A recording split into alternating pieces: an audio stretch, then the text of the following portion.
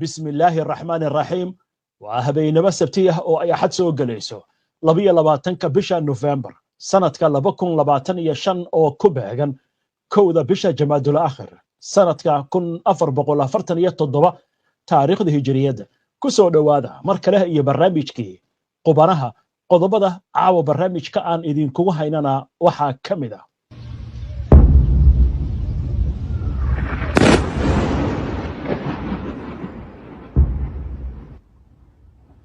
waxaa xoogaysanaysa cabsi laga qabo in ay burburto xabad joojinta ulaha booca ku tukubaysa ee ka jirta Mareykanka Gaza iyadoo Israa'iil tan iyo saaka hiirtii waabari ay wado duqeymo iyo weeraro in ka badan 20 Falastiiniin ah ayaa lagu dilay weeraradan tiro kalena waa lagu dhaawacay militariga Israa'iil ayaa ku andacoonaya in ay dileen 5 xubnood oo sarsare oo ka tirsan Xamaas ururka Xamaas ayaa dhankooda waxay soo saareen war culus oo ku aadan arrimahan iyagoo jeediyay fariin kulul Ukraine oo duqeyn dhimasho iyo dhaawac sababtay ka geysatay gudaha dalka Ruushka ciidamada Suudaan oo dardar geliyay gulufka weerar ee ay ka wadaan gobolka Kordofan halkaasi oo ay ka socdaan dagaalo la isku riiqmay askar Israa'iiliyiin ah oo lagu soo oogay dacwad la xiriirta tahriibin hub sharci darro ah sheekada ugu dambaysa ee barnaamijka aan idinkugu hayaana waxay ku aadan tahay maqaaxi ku taal dalkaasi koonfurta Kuuriya ayaa warbaahinta iyo baraha bulshada soo jiidatay iyadoo boor lagu soo dhajiyay haddii aad tahay hal qof ha noo soo gelin lamaanaha ma wadata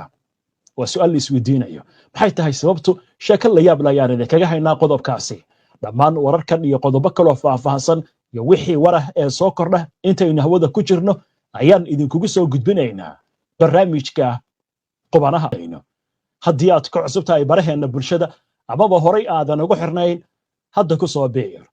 aadna ku mahadsantihiin daawashada barnaamijka caawa barnaamijka waxaynu ku bilaabaynaa Suudaan halkaasi oo lagu soo waramayo dagaalo culus in ay ka socdaan gobolka Kordofan iyadoo wararka ugu dambeeyana ay sheegayaan in dagaaladan si weyn ay u sii xoogaysanayaan dhowr aag oo ka mid ah gobolkaasi wararkii ugu dambeeyay haddii aynu eegno ciidamada dawladda ayaa maanta sii waday horumarka ay ka sameynayaan furimaha waqooyiga iyo galbeedka Kordofan kadib dagaalo culus oo ay la galeen ciidanka loo yaqaan RSF sida ay sheegeen ila military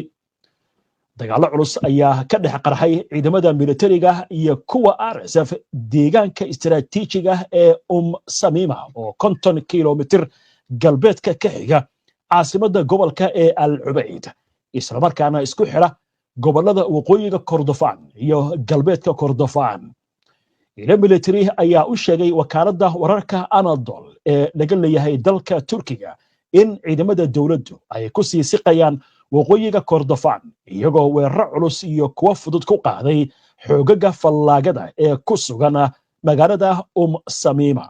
ila wareedku waxa ay sheegeen in ciidamada militariga iyo kuwa la safan ay ku sii siqayaan dhanka galbeed ee magaalada Al-Qawiya ee galbeedka kaga taal Kordofan oo qiyaastii 100 kilomitir u jirta Al Ubayd ciidanka Suudaan ayaa ku dhawaaqay horumar weyn oo ay ka sameynayaan jiidaha hore ee dagaalka ee gobolada Kordofan la isku yiraahdo taas oo falanqeeyaasha ay u arkaan tilaabo loo sii qaadayo dhanka gobolka Darfur oo ay gacanta ku hayso RSF 26 bishii Oktoobar maleeshiyada RSF ayaa la wareegtay magaalada Al-Fashir waxaana ay geysteen xasuuqyo lagula kacay shicibka sida ay sheegeen hay'ado maxalli ah iyo kuwa caalami ah RSF waxay hadda maamushaa dhammaan 5 gobol ee uu ka kooban yahay Darfur ee galbeedka Suudaan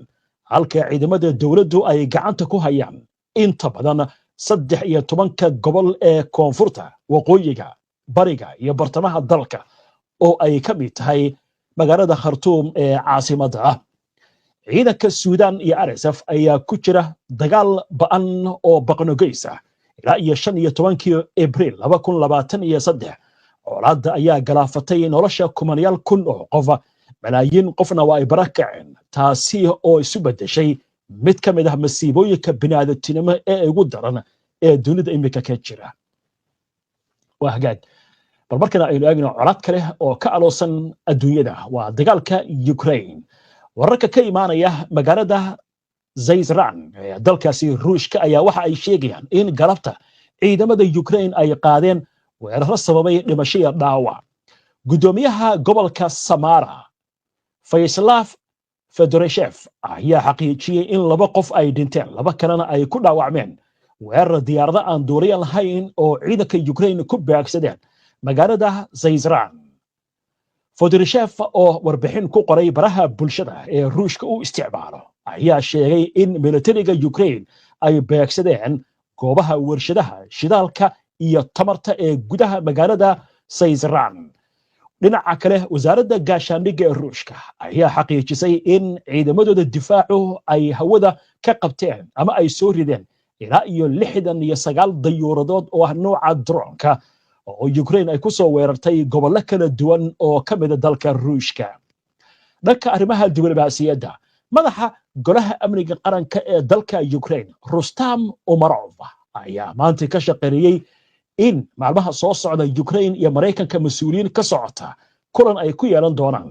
waddanka Switzerland wadahadalladan ayaa ku saabsan qorshaha madaxweyne Donald Trump ee lagu soo afjarayo dagaalka Ruushka geesta kale war gordhaweyta ka soo baxay dalka Ukraine ayaa lagu sheegay in madaxweyne Volodymyr Zelensky waa madaxweynaha Ukraine uu saxiixay wareegtan lagu dhisayo ama lagu magacaabayo wafdiga Ukraine ee ka qayb galaya wadahadallada lala yeelan doono Washington iyo Moscow mas'uuliyiinta ka socota wahagaag xaaladdu markaasi maraysa Ukraine qamiista ayaa loo qabtay Donald Trump wuxuu yiri hadii aynan ku aqbalin heshiiska aan soo jeediyay ee 28 qodob ka kooban adinka dagaalami doona isagoo kula hadlay aqalka cad madaxweyne Trump wariyaasha wuxuu sheegay in Ukraine ay tahay inay aqbasho hindisaha uu soo jeediyay marka xaaladda Ukraine waxa lagu soo warramay inay ku adag tahay dhanka furimaha hore ee dagaalka barnaamijkii ku horreeyay waxaan idin kugu soo gudbinay 5,000 oo ciidamo Ukrainiyiina waa barnaamijka wararka maanta in ay ku go'doonsan yihiin Kharkiv dhankan barigana xaaladdu ay ku adag tahay gaar ahaan magaalada Bogrovsk iyadoo Kabinskina gacanta lagu dhigay wixii warah ee arrimahan ay ku soo kordha barnaamijyadeena dambe ayaan idinkugu soo gudbinaynaa haddii alla idmo ama intaynu barnaamijka ku jirno haddii ay wax soo dhacaan waxaan u gudbaynaa wararkii ugu dambeeyay Gaza xabad joojintii ka jirtay Mareykanka Gaza ayaa liiqliiqanaysa waxaana suurtagal ah in dagaal uu qarxo waxaan idin haynaa wararkii ugu dambeeyay ee dagaalkan Hamas oo hadashay militariga Israa'iil oo hadlay iyo sidoo kale Israa'iil oo dacwad lagu soo www.hbnonlinetv.com ku xirna HBN oo ka dhigo wehelkaaga wararka wahagaag Gaza aynu ka hormarno xaaladdu waxa lagu soo warramayaa in ay ka sii darayso intaynu barnaamijkan ku jirnay telefishinka kanaal 13 ee Israa'iil laga leeyahay ayaa soo tuuray war uu ku sheegayo suurtagalnimada dagaalku dib inuu qarxo iyadoo laabaha ammaanka Israa'iil ay qiimeynayaan awoodda Hamas inaysan dib u soo kaban wasi hadalka loo dhigay haddaba wararkii ugu dambeeyay hadii aynu eegno ee arrimaha kale ee duqeymaha Israa'iil tan iyo maanta ay waday waxa lagu soo warramayaa in gordhaweyto ciidamada Israa'iil ay ku qaadeen weerar aaga Khan Yunis gaar ahaan deegaanka ka tirsan koonfurta Mareykanka Gaza oo kamid ah aaga jaalaha ciidanka Israa'iil ay ku sugan yihiin war gordhaweyta ka soo baxay xafiiska ra'iisul wasaaraha Israa'iil ayaa lagu sheegay in ciidankoodu ay dileen 5 xubnood oo sarsare oo ka tirsan ururka Hamas howlgal ay ka fuliyeen ciidamadu waxaana la sheegay in la beegsaday ciidamadaasi iyadoo warkana lagu tilmaamay in tani ay qayb ka tahay in Hamas oo si hadalka loo dhigay ay ku xadgudbayso xabad joojinta ulaha boocaha ku tukubaysa sida lagu sheegay bayaanka ra'iisul wasaaraha Israa'iil ka soo baxay dagaalyahano hubaysan oo ka tirsan Hamas ayaa ka soo baxay baa yiri goob ciidanka Israa'iil ay gacanta ku hayeen waxaana weerar ay ku qaadeen askarta Israa'iil waa si hadalka loo dhigay sida lagu sheegay wararkan arrimahan ay xabad joojinta ayaa lagu soo warramayaa in ay dhici karto in burbur ku yimaado bayaanka ayaa ku eedeynaya Hamas inay marar badan weeqday wasi hadalka loo yiri xabad joojinta waxaana la xusay Israa'iil inay sii wadi doonto waxa lagu tilmaamay ka hortagga weerarada lagu beegsanayo ciidanka laakiin war ka soo baxay goor dhaweeta ururka Xamaas ayaa lagu diiday isku dayada dawladda Netanyahu ee lagu doonayo in lagu dhaqangeliyo xaalad ka hor imaanaysa wixii lagu heshiiyey. bayaan Xamaas ay soo saartay ayaa si cad loogu diiday hadallada ka imaanaya dhanka Netanyahu oo la sheegay inuu isku dayay inuu abuuro xaqiiqooyin cusub. Xamaas ayaa ku eedeysay ciidamada Israa'iil inay si nidaamsan u jebinayaan rasaas joojinta, isla markaasna boqolaal qof ay ku dhinteen weeraradii ugu dambeeyay, isla markaasna Israa'iil ay bedelayso xariiqa ka bixitaanka ee lagu qeexay qiriiradihii la isku raacay. ururka reer Falastiin ayaa sidoo kale ugu baaqay dhexdhexaadiyaasha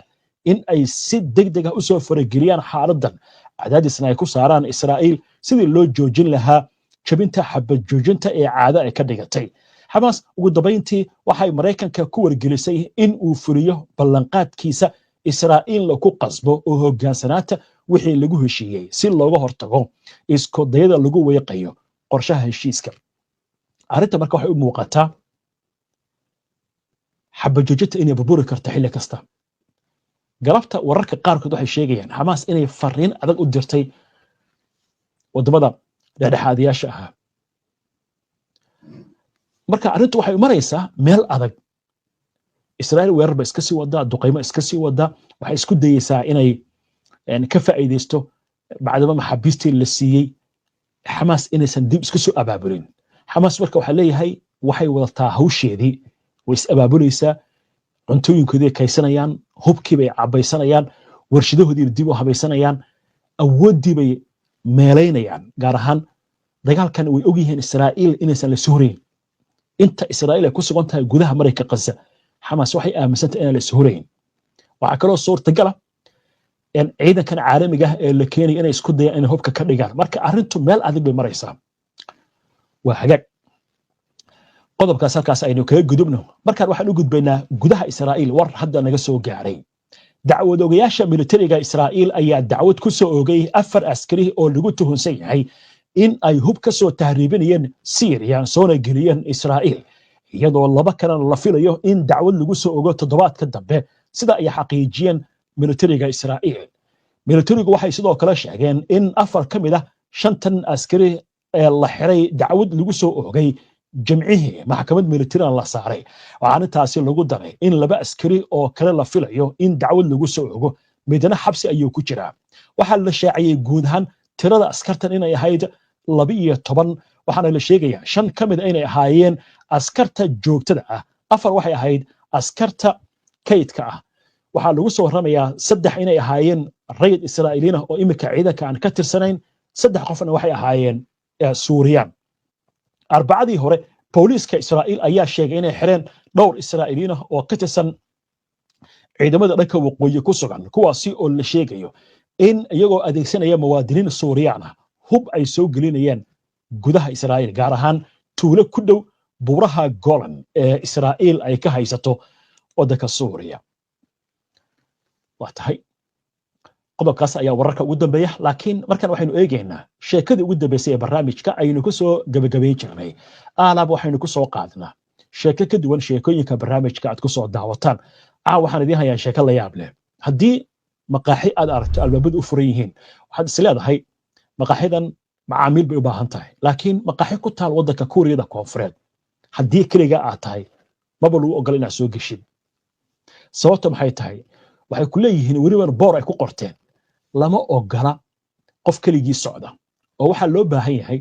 inaad lamaano wadato, malaha dee xaaskaaga ama dee qof kaloo saaxiibkaaga. marka 4 shuruudood ayaa maqaayadda u degan ama u yaal. haddaba aynu eegna sheekadane waxaa lagu soo warramayaa magaalada Yeesu ee koonfurta waddanka Kuuriyada Koonfureed. maqaaxi ku taal inay dood ka dhalisay baraha bulshada iyo warbaahinta. maqaaxida ayaa boorka waxaa ku dhegan 4 doorasho oo qofka uu kala dooranayo. waxaa lagu leeyahay waa inaad bixisaa lacagta 2 qof oo aad cuntaa cuntada 2 qof, inaad u yeerato saaxiibka ama xaaskaaga. waxaa kaloo ka sii daran in qof saaxiibka aad u yeeran karto xitaa. waxaa kaloo la leeyahay ama ku qoran meesha, kelinimo ma iibino ee ha inoo iman adigoo keligaaya. arrintan ayaa waxaa lagu soo warramayaa in loogu talagalay in lagu dhiirigeliyo dadku inay sheekaystaan markay cuntada cunayaan oo kale oo qofka keligiis uusan meesha malahda ku hurdoon ama ku cidloon waxyaala caynkaasi oo kala milkiilayaasha maqaayadda ayaa waxay ku doodayaan in qaadashada ama aqbalaadda hal qof ay sababi karto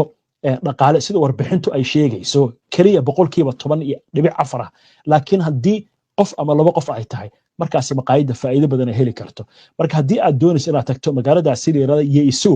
ha isku digin kaliya inaad tagto sababtoo ah albaabka laga soo celinaya waayahay inta ayaa ku soo gabagabeynaya caawa barnaamijkii qobanaha waana ku mahadsantihiin daawashada barnaamijka si aad ula socoto wararkan barnaamijyadan iyo macluumaadkan aynu halkan ka soo gudbino haddii aad ku cusub tahay baraheena bulshada ama horay aadan ugu xirnayn hadda ku soo biir